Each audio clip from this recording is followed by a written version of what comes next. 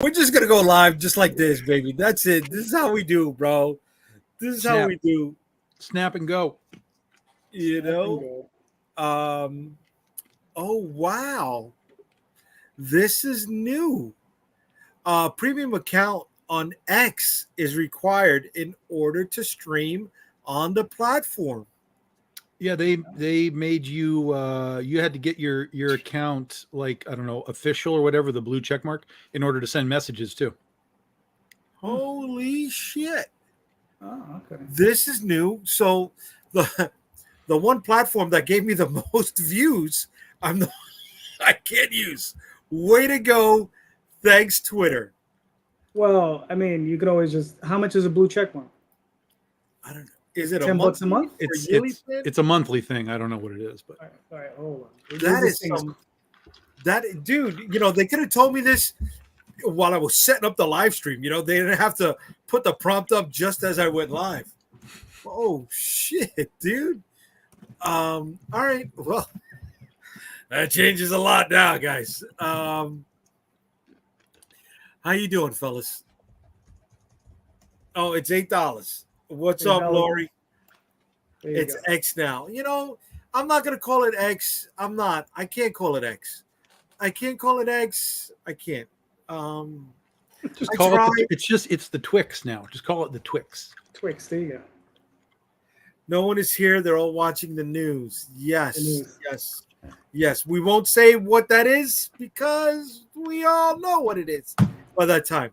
Unless Lori should be in here.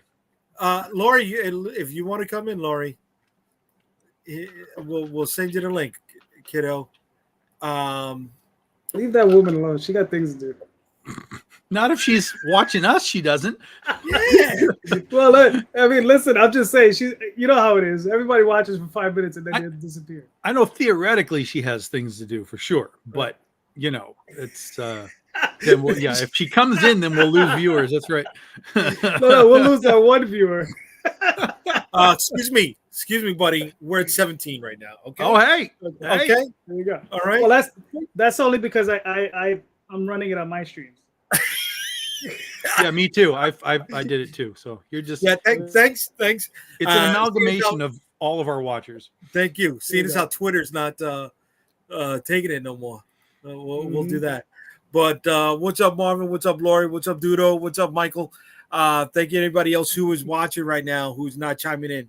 If you are, say what's up. We'd love to hear from you. We want to start the stream by announcing some very sad news and the loss of two icons. One, and this is not me trying to joke. This is legit. Like Richard Simmons. You know, I remember Richard growing up. He was an everyday staple. He was always on Regis, right? And whether it was the Gong Show or any other type of variety show, I remember seeing Richard Simmons there. His greatest moment for me, and I remember from back in the day, but his greatest moment for me was when he was on Whose Line Is It Anyway? Okay. And if you guys have not seen that, the original or the Drew Carey one? No, the Drew Carey one. Okay.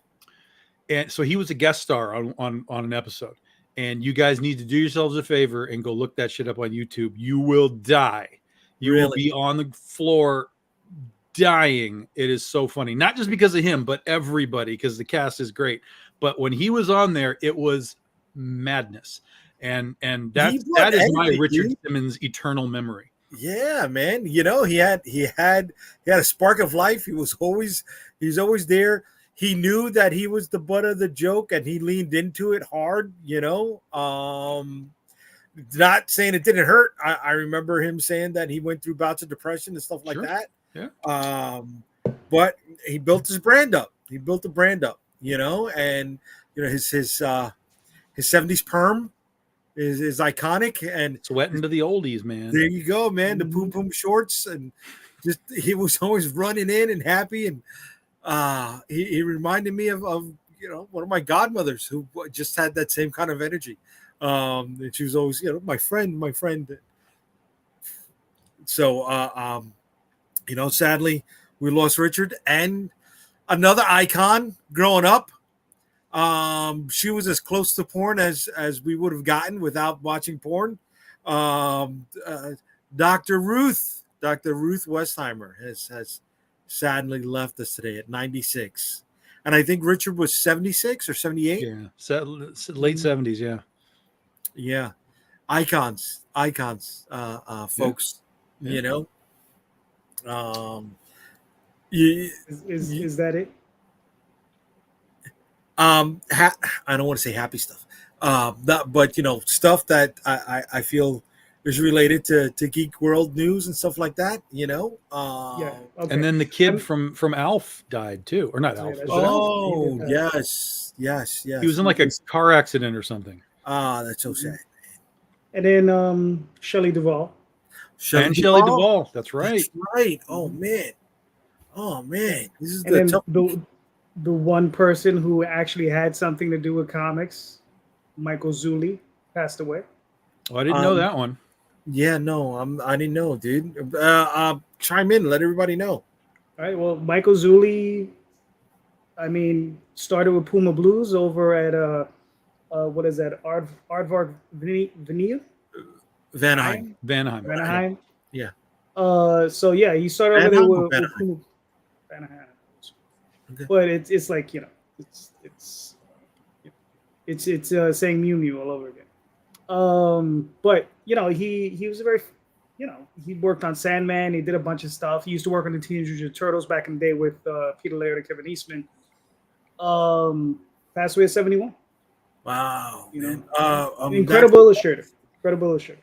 Yeah, I only know him honestly because of Sandman. He did an issue where I think it was issue 50. Okay. And it's like a painted style.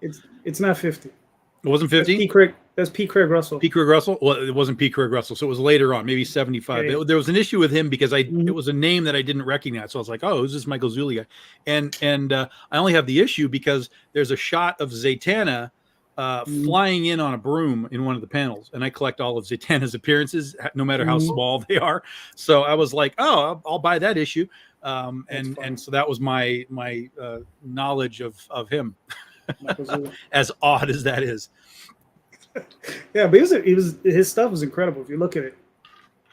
I remember a buddy of mine, David. He got him to do a sketch for him of his character, and he asked Michael. He's like, "Can I print this on the cover of my comic?" And he was just like, "Look, man, you could do 100 of them. That's it."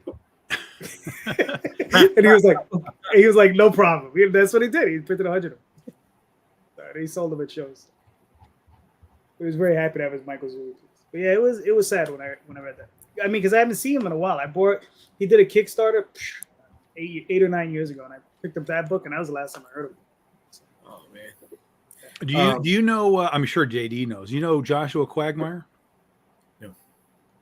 Indie guy from way back in the day. He used to do a book called Cutie Bunny. Oh yeah. Okay. Yes. Yeah. He was one of the guys that I met in my early convention times, and he passed away a couple of years ago too. Here's some of Michael Zulli's art. No, that's not him. That's not him? It's Zulli. LLI, yeah. I'm sorry. Yeah. And it looked from Michael Zulli. Yeah, Michael Zulli. Here we go.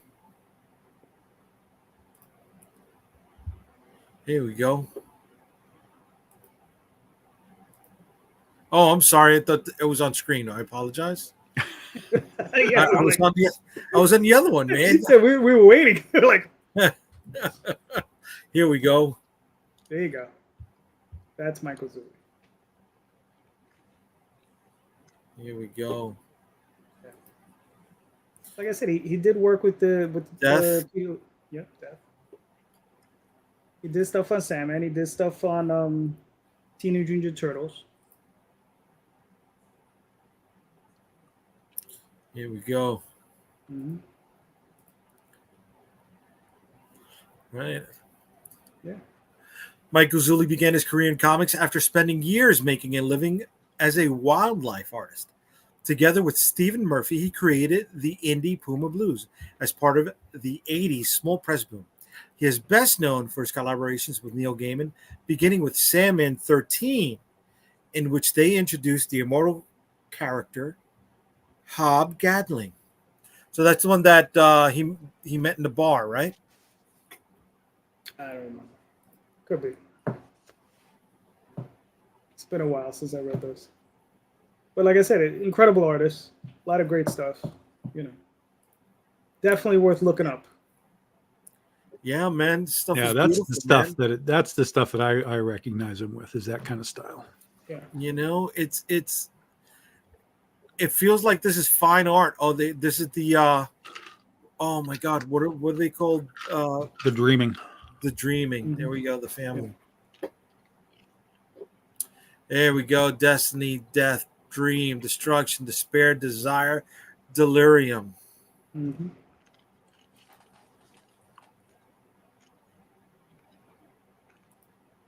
There you go. The Endless. Yes, that's what they're called. There we go. My God, beautiful stuff, man. Yep. My condolences to his family. RJ, the Mhm. Endless. Yes. Thanks for chiming in, RJ. Here we go. He said he did TMNT 31, 35, 36. He made the Turtles ultra realistic. I love that arc. Okay. Endless. There we go. Yep. Hey, Barney, what's up, brother? What's up, buddy? But yeah, I mean, you know, we lost a lot of people this week. It sucks. Yeah, yeah. Yo, writers, yes, we're all writers, Sal.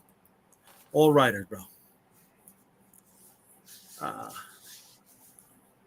And all got projects right now going on, right? Myself, Tom, Calderon, or is yours in pre-launch?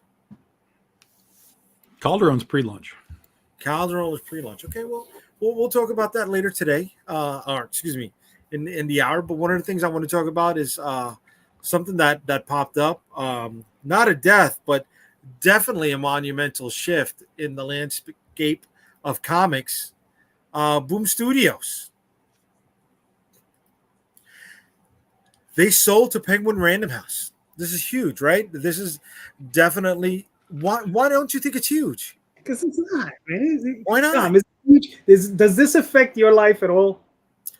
I don't think it affects anybody's Sure. life, honestly. Now, Really? I will say, when you like Ross Ritchie said, is, you know, when you give a company to a company like Penguin Random House, it's going to give them more opportunities to do things and so on and so on.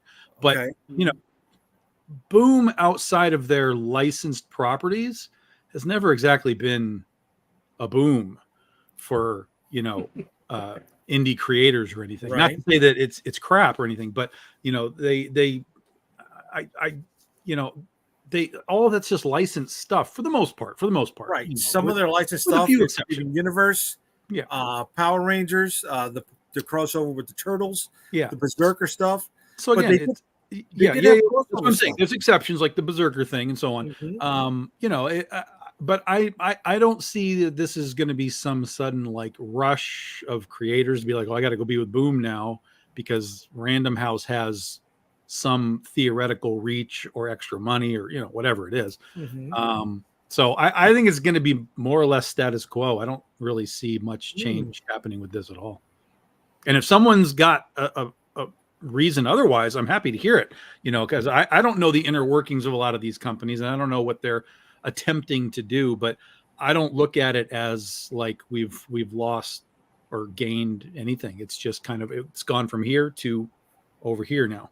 And then, you know, we'll see what happens. Well, you've got editors who are jumping ship, right? You had Philip Sablik, who was you know, the editor in chief. He had left prior to this. How many of them are going to keep their jobs that are currently with the company? How many of them were freelancers? Well, okay, sure. But I'm not talking about, like, again, it's not the inner workings. I'm not talking about people getting shifted out or whatever. I'm talking about from a creative standpoint, from an output standpoint, like what is Boom going to do differently under Random House than they're doing now? Like, they'll still continue to print Power Rangers and still continue to print whatever.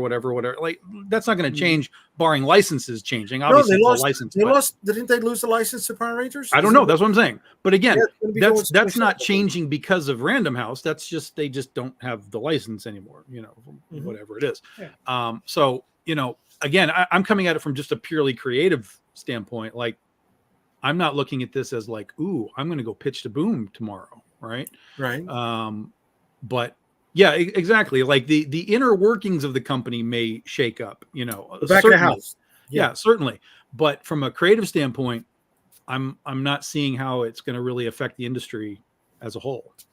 Mm-hmm. And again, if someone's got an answer for that, I'm happy to listen. But well, I mean, more's going to unfold, right? But see, it's how Philip had left. What maybe 2 weeks ago, right? Did he see something? Did he know that it wasn't going to turn over? Yeah, I mean, Boom has been one of those companies that's sort of been weird for a while. IDW is another one that's been weird for a while. You know, guys are coming in, guys are coming out. It's just, you know, when you are so heavily propped up by licenses, okay, that can get sketchy in a hurry.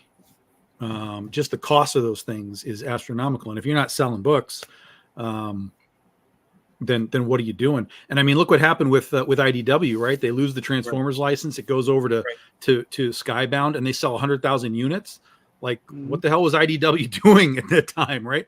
So, you know, licensing is cool and it's fun, but it's monumentally expensive and tricky, and you know, and it doesn't if they have in fact lost Power Rangers, that's a big loss for them. Yeah, and it doesn't necessarily serve well for the creators that work on them, because there's usually no royalties attached to them, right? I mean, my understanding is that, you know, whoever the guys like Bill Manilow and, you know, whether it be Michael Golden or whatever other artists worked on the Micronauts, they're not going to see royalties off of the but those were Micronauts. contracts in the 80s. You know, the contracts today are structured differently. But I'm pretty sure the Power Ranger guys who are working on them currently are not seeing any royalties off of those books. They're getting a page rate. Maybe they're getting a good. I hope they're getting a good page rate, because, you know, when you see these $1 million campaigns they're pulling in, you would hope. But I don't think they're seeing any royalties out of those.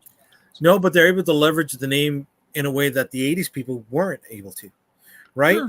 Out of the 80s, who do we remember that worked on licensed properties that still carries weight today? Bill Manilow, Michael Golden.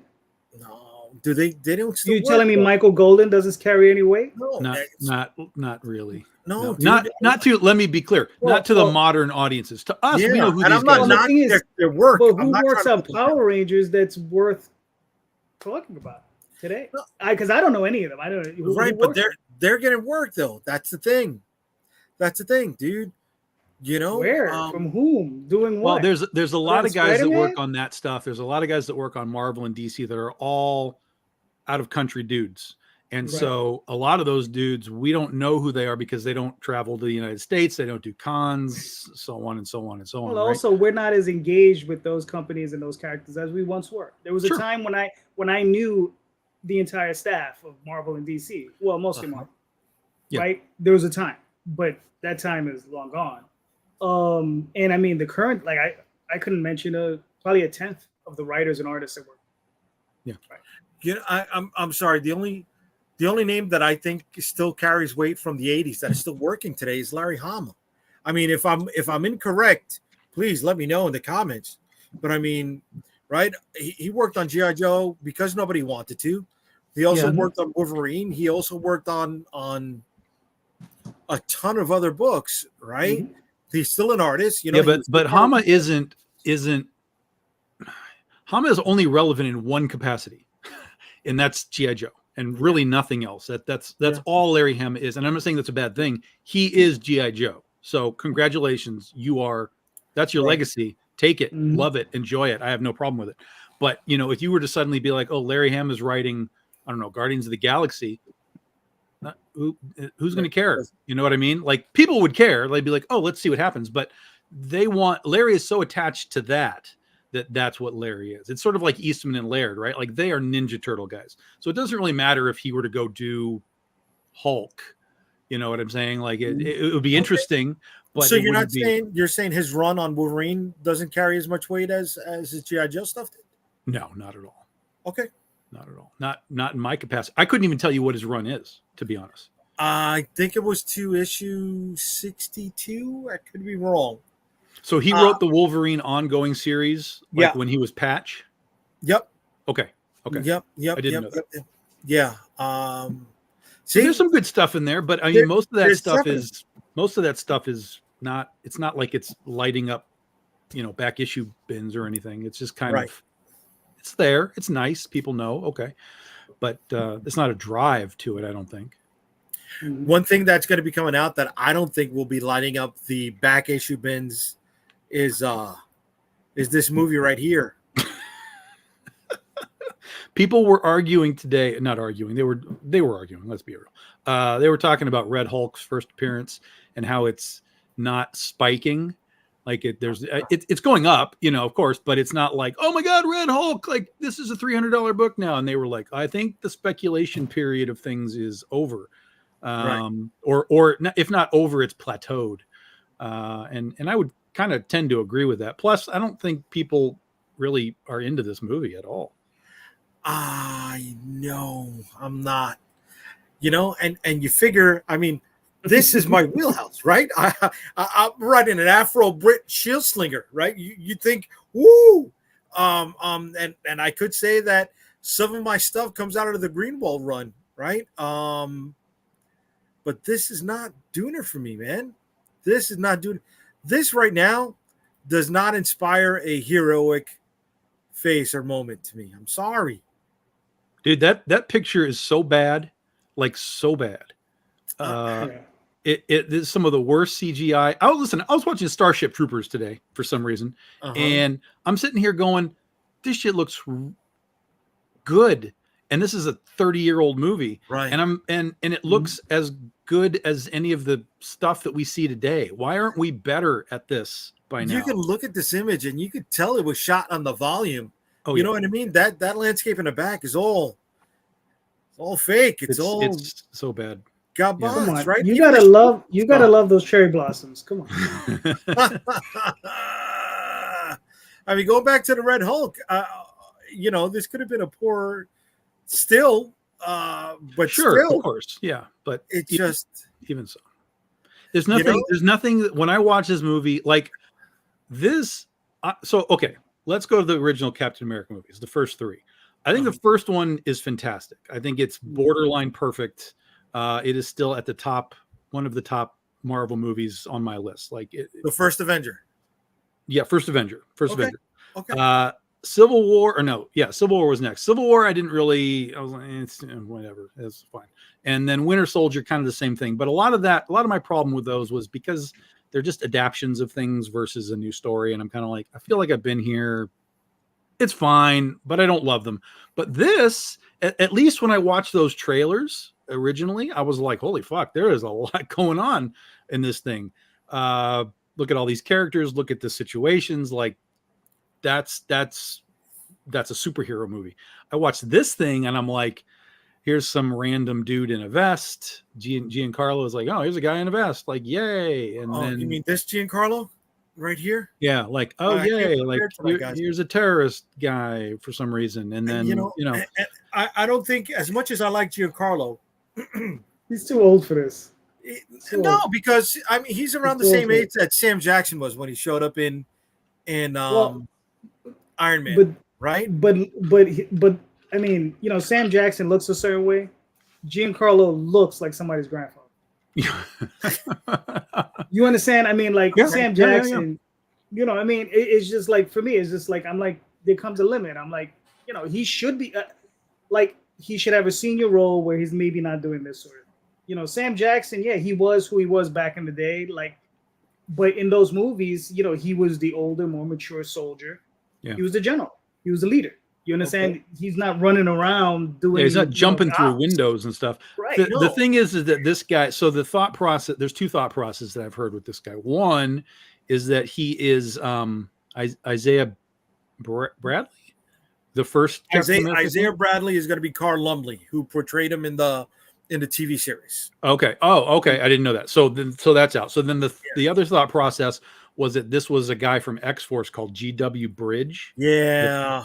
And I have no knowledge of either really. So, but that's the two thought process. But I guess if it's Bridge, does Bridge have superpowers? No, he's a member of S.H.I.E.L.D. Okay. okay, who was originally or some point a member of Cable's group of ops, right? Right, Black ops right, team or right, whatever the case right. is. But I think he's here to replace the whole Sam Jackson scenario. I really do. You know, he's going to be ushering the New Shield. new Shield, Hmm. dude. Right? And then I'm also scared about this phrase. Remember the burn bump? The what?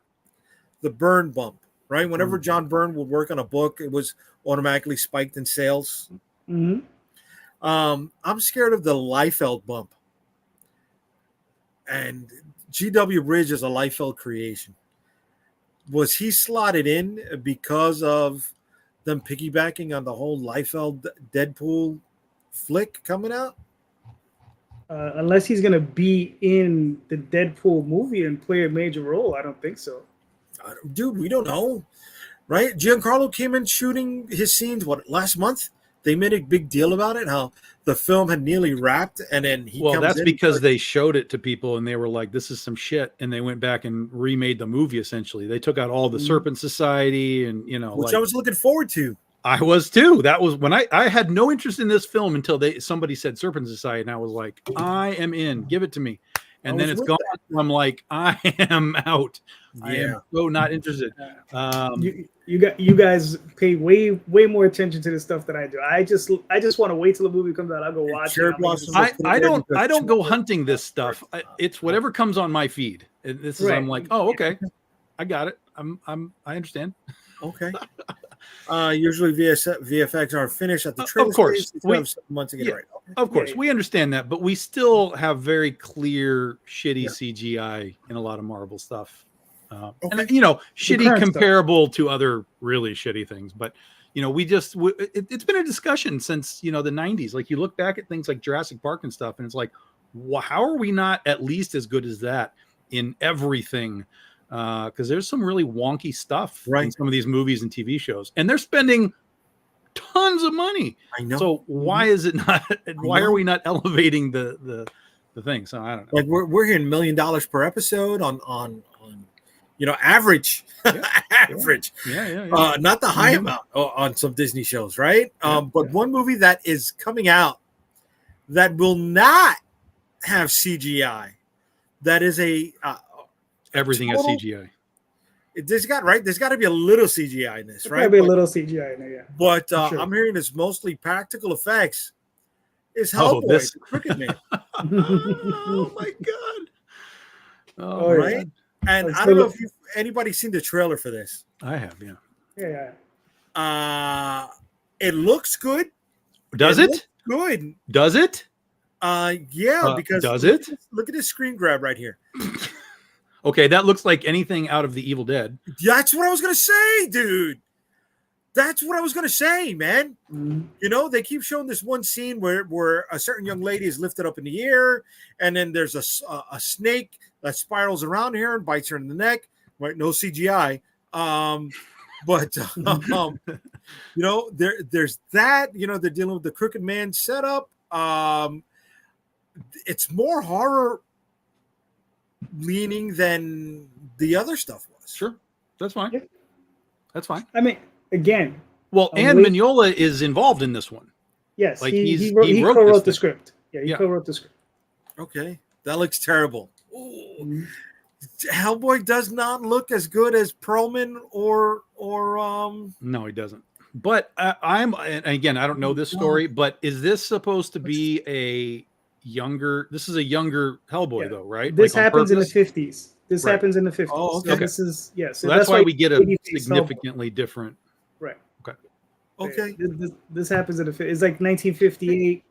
I think they're in the Appalachians. Yeah. And they were talking about West Virginia. And that's fine. Like, that's rational, right? Yeah. But when we've seen Perlman and we've seen Harbor, and then we see this guy, it's like, whoa. So just visually, regardless of the story, I think the visuals are going to throw people off and be like, I don't get it. What is he? I don't even know what this guy has worked on before. I mean, don't know who he is. Like I said, I don't know who he is either. I mean, I don't really even think that's important. But like I said, I'm a huge Hellboy fan. I'm waiting, and I'm gonna go see it no matter what, and I will own the Blu-ray. So, But okay, so you're a Hellboy fan. So, but the first 3 movies are not great. The 2 Guillermo del Toro movies are incredible. Oh my god. Okay, you're one of those people. You're just a Guillermo guy. You're like the Snyder Bros for Guillermo. No, because there's stuff from Guillermo I don't like. Okay, all right. Well, that's fair then. There's definitely stuff from Guillermo. I did not like. What's his fishy fucking movie? No, the Shape of Water. Yeah, that's just Hellboy 3. That's what it was. It's the same makeup effect for Abraham. A chick has sex with a fish monkey, and like no, fuck that. It was shot beautifully. It's a beautifully executed movie. Yeah. The fucking plot and that garbage was just trash. Yeah, better than Crimson Peak. Sorry, Crimson Peak is another one. That's another one I can't fucking stand. Yes, okay. All right, that's fair. I've never liked these Hellboy movies at all. They've always been watchable to me, but they've never piqued me to where I'm like, wow, this is like I'm totally game for this. But I absolutely am a Perlman fan for the role. Like I thought that he was perfect as Hellboy. Like that's eternal casting right there. So when they did Harbor, it didn't work for me. Like he looked okay, but like just the voice and everything, it didn't work. And then this is such a wild variation from that I don't even know that I'm going to bother seeing it. So Jack Kesey, handsome fella, right? His credits include 12 Strong, Baywatch, Claws, Death Wish. Oh, he's from Baywatch. He'll be great. The movie Baywatch, Death Wish. That's the Bruce Willis Death Wish. Murder at Hollow Creek. I don't know. Manifestation. I don't know. Hopeless Romantic. I mean, Jay, this doesn't really matter. I mean, what was the damn it? What was the thing on Amazon? The big dude on Amazon. It's based on a book.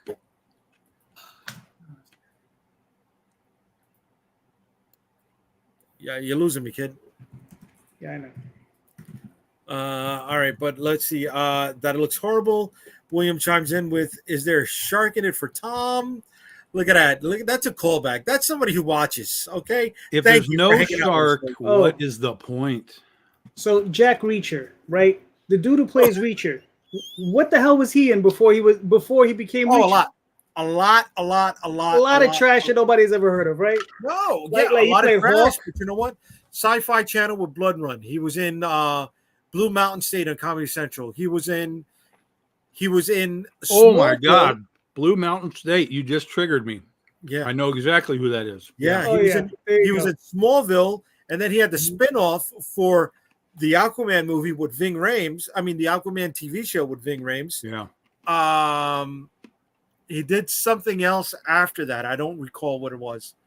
And it took Jack Reacher to make. Oh, excuse me. He was Hawk on the Titans TV show. I said that. Hawk, yes, I know. Yes, I know. He was Hawk. He was a great Hawk. He was a great Hawk. I don't know. I never seen it. Wouldn't know. I know him from Jack Reacher though.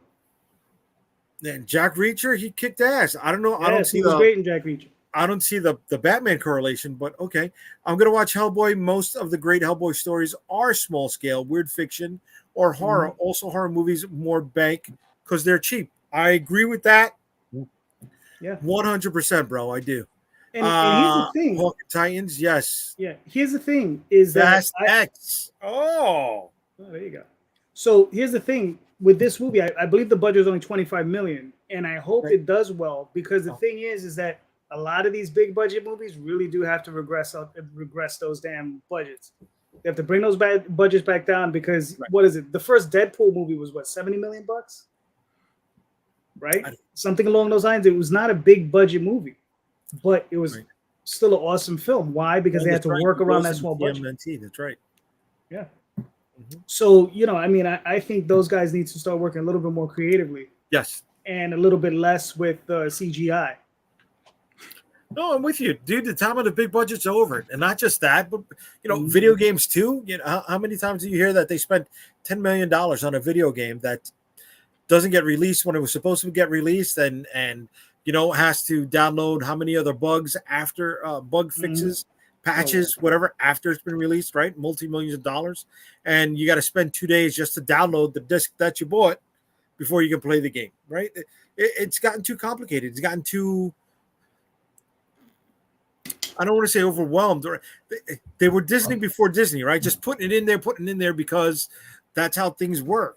That's just stupid. Just stupid. Anyway, yeah. If anything, Richard Corman, Mike Mignola, The Crooked Man, go check out that book. There you go. Richard Corman? Corbin. Corbin. Richard What Corbin, the artist. Oh, he's the artist. Okay. Yeah. Richard Corbin, the artist. Mike Mignola wrote it. It's called The Crooked Man comic book. That's the Hellboy book that this movie is based on. If you really want the good stuff, go look at that. All right. One of the things I liked that Mike always did was each volume was just a separate subtitle. It was never Hellboy 1, Hellboy Volume 2, Hellboy Volume 3, right? Calderon, I remember speaking to you the other day, and I told you the last time I picked up a Hellboy was his 2-issue miniseries called The Island, right? His releases were just that. They were sporadic, right? He gave you time to, I guess, forget about it for a little bit, right? Or make you want it, not the continual cycle of I got to put it out, I got to put it out, I got to put it out. Is that a lesson that we should take as independent comic creators, guys, or no? Well, I think we're already there because we're not putting something out monthly. None of us are. So we're already at the quarterly to at best bi-monthly release schedule. So, we're already in that ballpark. See, but he wasn't releasing it like that, quarterly or bi-monthly. He would release it monthly, and then once that's done, he gave it time before the next volume was released, whether it's 3, 4, 5 months. Sure. The only thing that came out consistently was BRPD. Right, but that's what I'm saying. Like let's say I wrap up a series, like I get to issue 5 and we wrap up the arc. It's going to be 3 or 4 months before I let it rest. Launch the next campaign. So I feel like we're already in that sort of ballpark. If you need to take, like if you want to do like a year and push it out and sort of market it for a while, like, hey, next year this is coming back or whatever, you can do that. But I think we're already at a very slow production point at this for us. No, why not? Fast and Furious, damn it. Fast and Furious. Just knock those fuckers out as quick as you can. Okay. Like I said, I just completed a campaign. What is it? I should be getting books this week. They'll be shipping out the following week, and I'll be launching that following Friday for the Oswald Chronicles.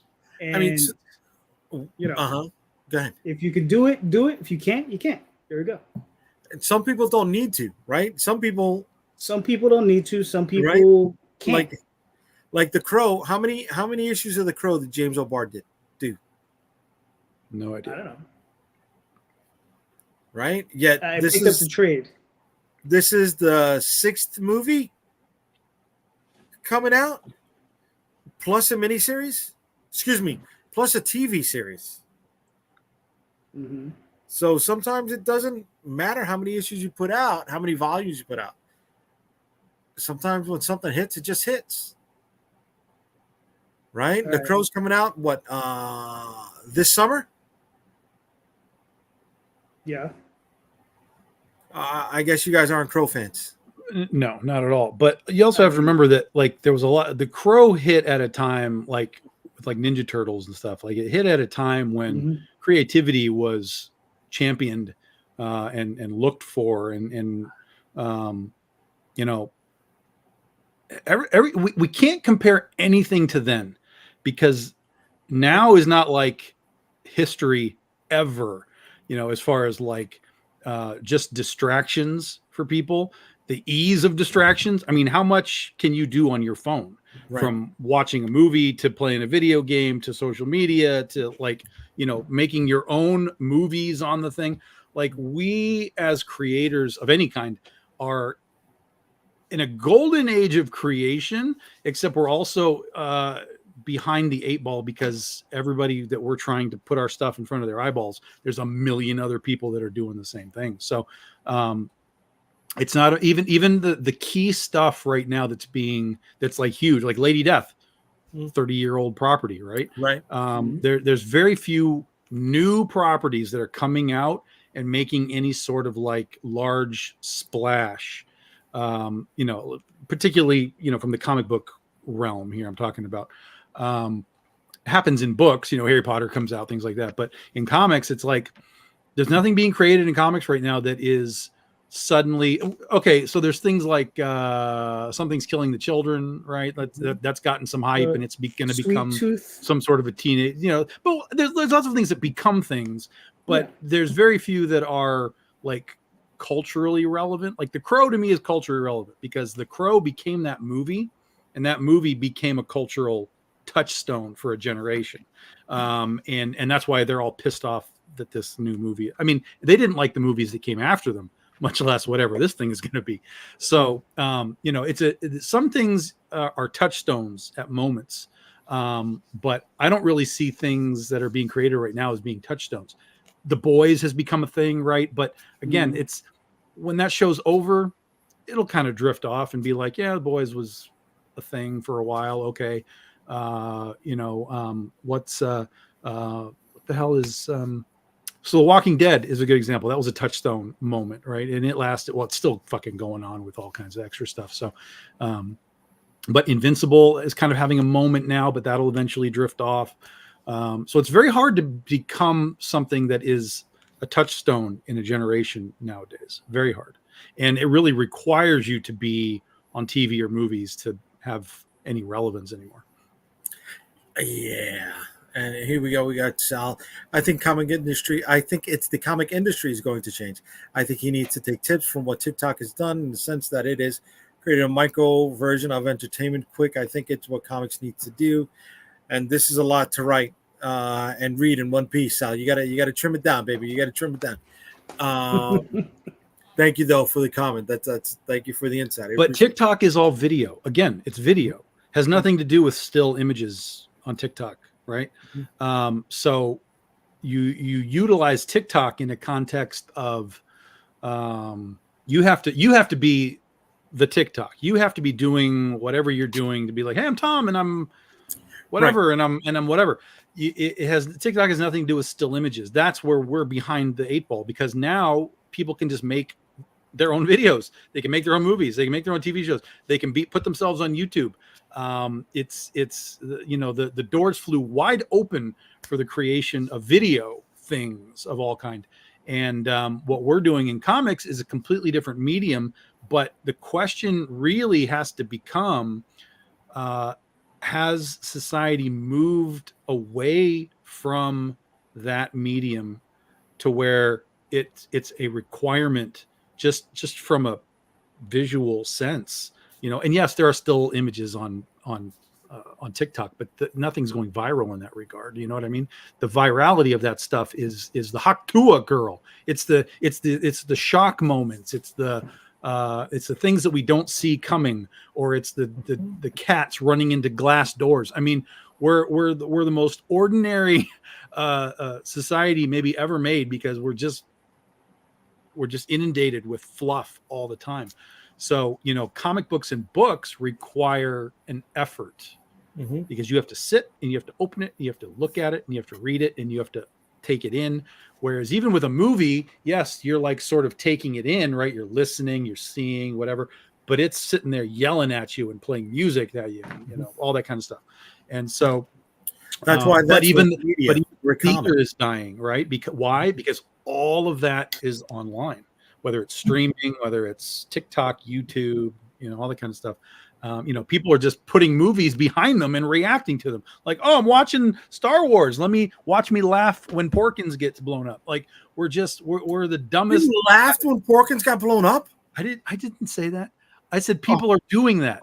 They're watching shit and just being like, look at that dumb fuck. He blows up. He doesn't even fit in his cockpit. Like that actor who played Porkins was an integral part to 1980s geek movies. I agree. That, right? Yeah, absolutely. Yeah.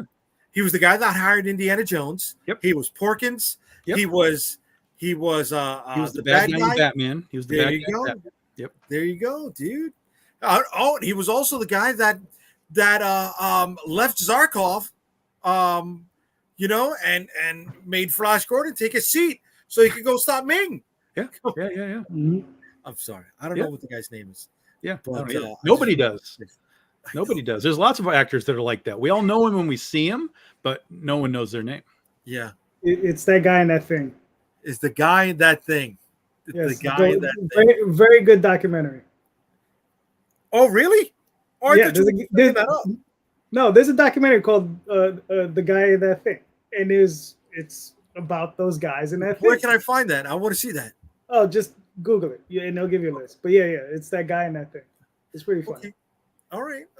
Well, the guy there's a guy who made a thing right now, and that thing is doing really well on Kickstarter. It launched today, and it's blown the shit out of what I'm doing on Kickstarter. So let's put that one up first. Tom, you want to give everybody a heads up on what this is about, brother? Sure. So this is our now annual anthology. We do 3 stories, 3 10-page stories from different books across the BDI titles.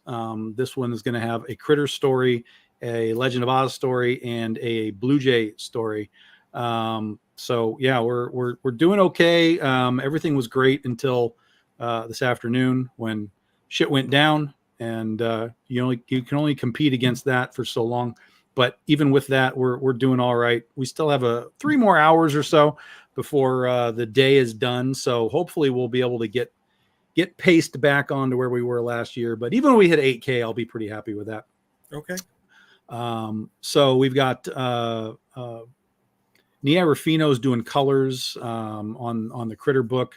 That's our Princesses versus Zombies team, Chow Mahato and Chris Chua. Then we have our old Oz team back, Carlos Reno and Gat Melvin, with the first appearance of Allison in our Oz story. So those are your 3 stories, 10 pages each. We'll have some stretch goals to open up some pinup stuff to add to the book a little bit as well. And then when we get to 9,000, we'll actually open up our first stretch goal. Today, this is the important part. Today is day 1. We have day 1 exclusives and bonuses. If you want that wizard card, it is today only. It's not a stretch goal. It's just if you back today, you will get that card. Period. End of story. As of midnight tonight, that offer is gone. And same with this cover. This is a cover available today only. We'll print these to order. There's a Virgin edition, a holofoil edition, Jesse Wichman, and today only. So at midnight tonight, that is gone. So if you guys want those, you got to be in before midnight tonight. And then this one and yep, that. Yep. Okay. And then we've got the first 3 stretch goals lined up, 9,000 for the first one, 11 and 13. There's a lot of great variant covers by amazing artists. Jason Hay here and Nia Rufino, who's done a book or done a cover for every Oz thing we've ever done. So we got her back to do that. We have Brian Peterson doing Blue Jay, which is a Nightcat homage. If you guys remember Nightcat from the 90s. A little tribute to Nightcat because it's being written by Barry Dutter, who wrote that Nightcat book back in the day. Yep. He wrote that. He wrote a bunch of Marvel stuff back in the day. So he's writing the Blue Jay story, and we decided to tribute him a little bit with that cover. I'm sorry. I remember Nightcat as pretty much a Lisa in Cult Jam superhero. Yeah, basically. Yeah. That's right. Yep. CB Zane there. And then if you missed the last year's book there, you can get both books together. And then this is some of our fan service covers. We have Moojay. The Cow Appreciation Day is the second Tuesday of every July. So we passed it, but we did our Moojay cover by Brian Peterson as well. We did one last year, so this is another one. We have the bikini team being announced. This is not the final art. We're just going to show you some of the characters every couple of days, and then we'll show you the whole thing. But you can order the bikini team right now. We have our fan service set with Danica as the naughty and the nice versions. And then we have the mystery box, which has the Cupid Lollipop Day cover as well. And then if you just want all of it, you have a nice discounted rate on all of the covers. Plus, you'll get the little Cindy acrylic figure as well. That's part of that. So discounted rate, and you get everything. We've got swag packs. If you like stickers and magnets and stuff, we can build some random packs for you. This is new. This is a new metal card set by Nia Rufino. This is her covers that she did for Aspen Comics. On a metal cover set. We're only doing 50 sets. And then, of course, there's foils and metals available of all this stuff. If you like to get fancy with your books, we got you covered on the fancy stuff. All of these are limited, are quantities ordered, limited to quantities ordered. So if we get ordered, generally on those things, we get between 20 and 30. So they're usually very, very limited quantities. And then the Big Dog Ink universe, of course, dive into books that you haven't tried out. Trade paperbacks, Critter, Ursa Minor. We've got some single issues, Kaiju Epic, Princesses versus Zombies. So we give you an opportunity to dive into all kinds of Big Dog Ink universe stuff that you may or may not have seen. Antoinette has been selling a lot. That one has been selling a bunch today. Penny for Your Soul, Volume 1. Lights, Camera, Jungle. And then the last is we have a bunch of art prints. We have a handful of these left. So we do 50 of these art prints.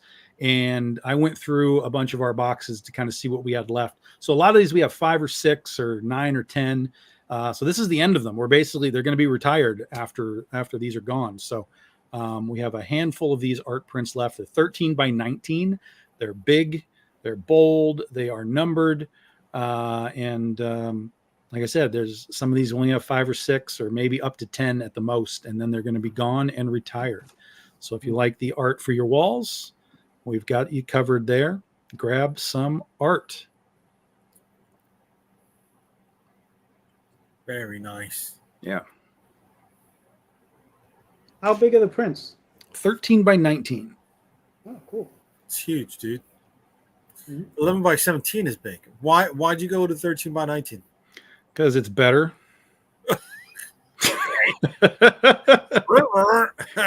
Better because you get a nice, built-in frame on it. 13 by 19 is still a standard frame thing too. So if you go to Michael's or whatever, you can get standard 13 by 19 frames. Don't worry about that.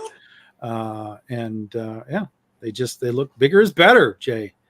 Bigger is better. I'm with you. All right.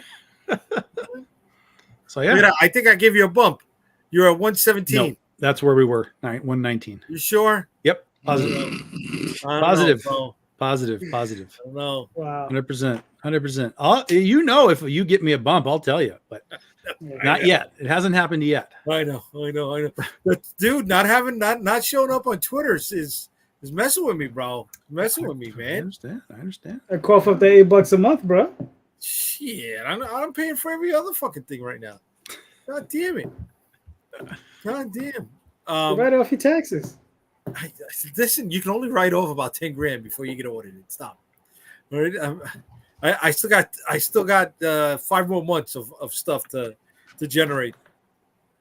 You know, but you're gonna be writing something off soon, right? With the release of your upcoming book, aren't you, buddy? I don't know if hopefully I won't have to write anything off. But yeah, this is Dreamweavers #1. This is a book that basically has been remastered. I relettered the whole thing, touched up a bunch of the artwork. It was originally printed in black and white. We redid it. It's in color, 48 pages. This is one of the original things I'd done in '92 along with Matt Lunsford. And yeah, this is I'm looking forward to this one. We're gonna give it a few weeks to percolate. Like I said, I'm launching Oswald probably about 2 weeks, and then 2 weeks after that, I'll probably be launching this. And this will probably be a 28-day campaign, so it'll be 4 weeks, and that'll be going for that long. Okay. More details to come. Okay. So you don't have the pre-launch page for Oswald already set up? I could launch it whenever I want. I just haven't done it yet. That one's a little different, so you know. Let me let everybody know that the links for these guys are here in the comments. So if you look at the comments right now, that is for Calderon's pre-launch page. And this one is for the BD14. I'm sorry. I misread the one as an I, Tom. Can you forgive me? Can you forgive me? Bud? No. All right. And the link for that is also right there in the comments. So besides these two guys, I got something running right now. And we got a little difference from the comic books. We're running a hard enamel pin campaign for Betsy, the Zombie of Liberty. She became the mascot for New York versus the World, our zombie book, last month when she showed up in the corner box of the third issue. And we decided to give her the hard enamel treatment. So you check it on out, and here we go. We let you know who Betsy is, where she came from. Then you can check out some of the pins. We got her regular pin. It's about 2 inches in height. Size matters, Jay. Size matters. We've also got a variant of her in glow in the dark. Then we have the original New York versus the World pin. And then we have the new logo for New York versus the World. Here are some sample shots of the product itself. All right. The lighting, I guess I'm not good with the lighting shots, but here we go. That's her. That's her with the glow in the dark, which I should have taken at night. I'm a genius. Here is the New York versus the World pin. Here's what it looks like compared to a quarter. So you get some size reference on that. These are the factory specs. So where the pins and the pin stoppers are going to be positioned on them, right? And then if you missed out on the New York versus the World issues, you can pick up some of them here in the campaign, issues 1, 2, and 3, along with some of the shirts. And then we'll let you know where the money is going. So we're going to be running that for another few more weeks. We just launched it, and I hope you join us, ladies and gentlemen. All right, because there are some other nice little tidbits added into the campaign that I can't tell you about yet, guys. We gotta unlock them. We gotta hit that first. We gotta hit that first stretch goal. So the link for that is also in the comments. All right. So I got another 3 more campaigns in the 3 more campaigns in the shoot this year. No, I hope I could get them out this year. I don't know. I hope I could get them out. I know as soon as the Betsy campaign is done, I'm going to be launching volume 2 for the Storm Chasers. Which you're going to collect the last 4 issues. So that'll be a nice little trade. And then I got 2 more after that, guys. How many more you got for the rest of the year, Tom? 1. Really? And then when you're going to take a break, you're going to take a vacation, you're going to gear up for a strong start to next year is our 15th anniversary, so I got to sleep.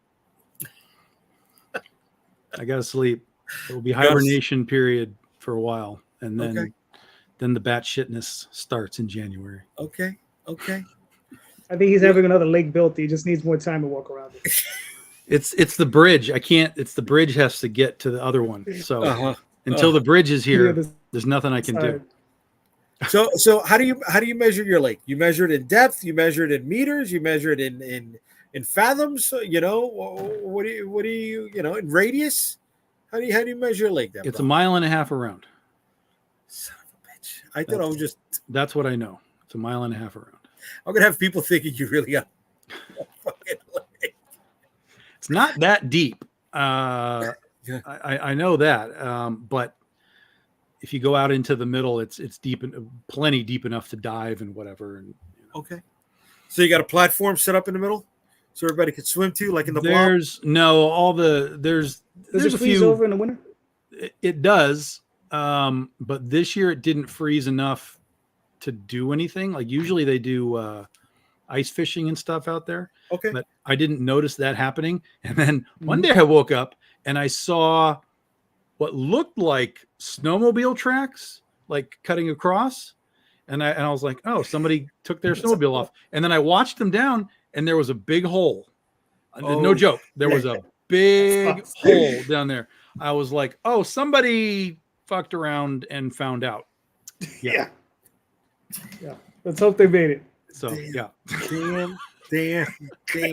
That was freaky. And so there was one time, like, it's always freaked me out to stand on the ice. But one time I was like, I have to do it. I have to just nut up and I'm going to go do it. So, because at the time I was like pushing 280, 290. I was like, God, I don't even know. Like, what do I do?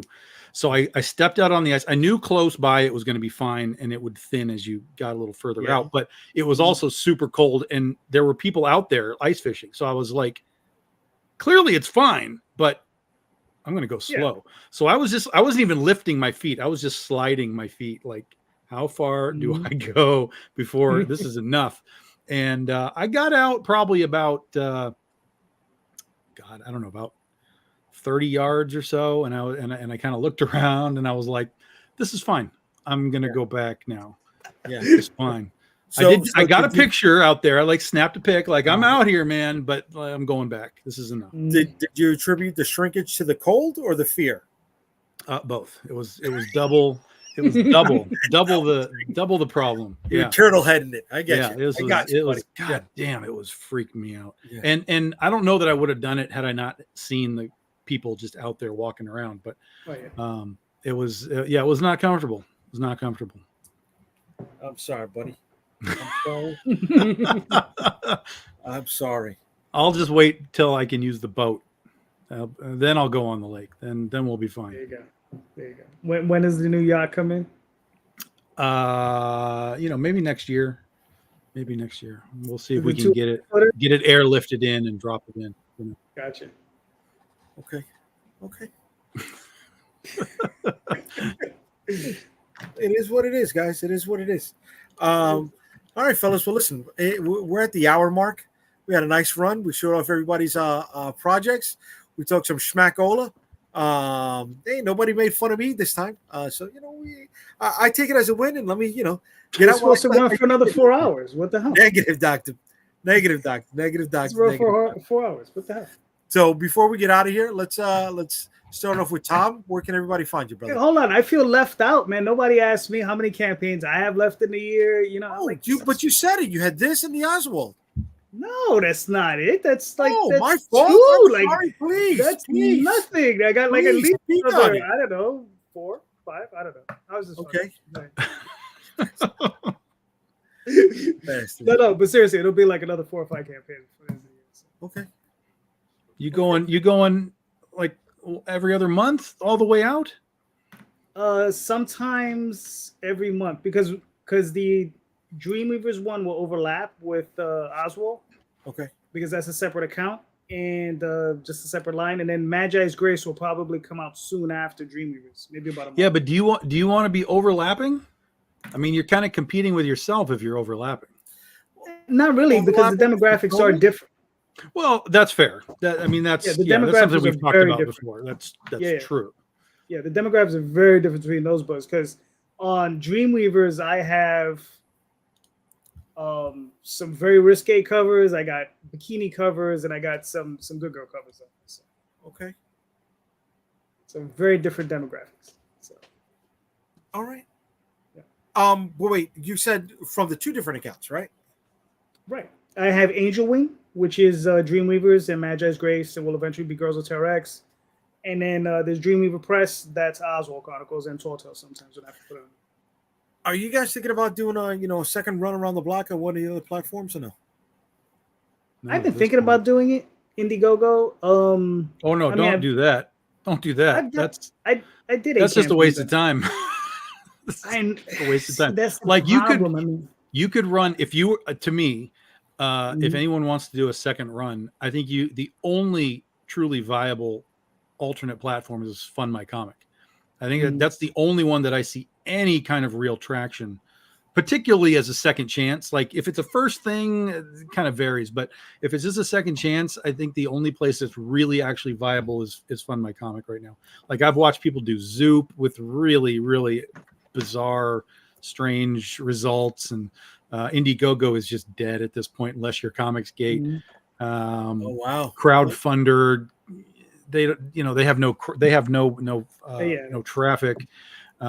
So yeah, that's really the only viable one right now to me that I've seen, because I've actually seen some people do well there. Like now in also that's what they did. That's their first campaign. Like it's not a second chance, but I think it's the only place that has any sort of actual traffic, and it is Fund My Comic, so it's a comic place. People know they go to there for the comics. We do comics here, yeah. So I think there's some value there. There you go, Jade. Pull that one up right there. Here we go. I pledge, Tom. Loving this campaign. BD14, quick catch up set. Way to go, Andrew. That's how we do, baby. I'm bringing sales for everybody but myself. That's how we fucking do, bro. Oh my god. Oh my god. That's how we do. Hold on. I'm hitting the reload button. Yep, reload button didn't bring me nothing. All right. Wow. Fucking magical reload button doesn't bring you shit. All right. All right, guys. So, we're gonna call it a night. Tom, where can everybody find you, brother?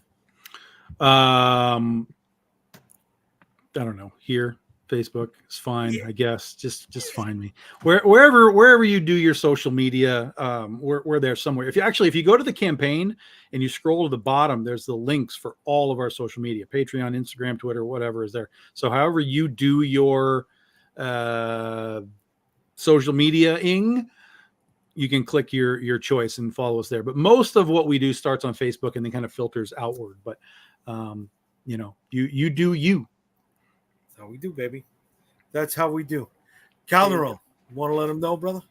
Yeah, Facebook, Twitter, all those normal places. TheOswaldChronicles.com, TallTalesOnline.com. Soon to be back on Kickstarter. And tomorrow night with Mr. Rosario, we will be back here at 7:30 p.m. Eastern Standard Time talking stuff about comics. So we'll see. Way to be, baby. Yep. Way to be. And you can find me at UnstableComics.com, where you'll find all of the social media links.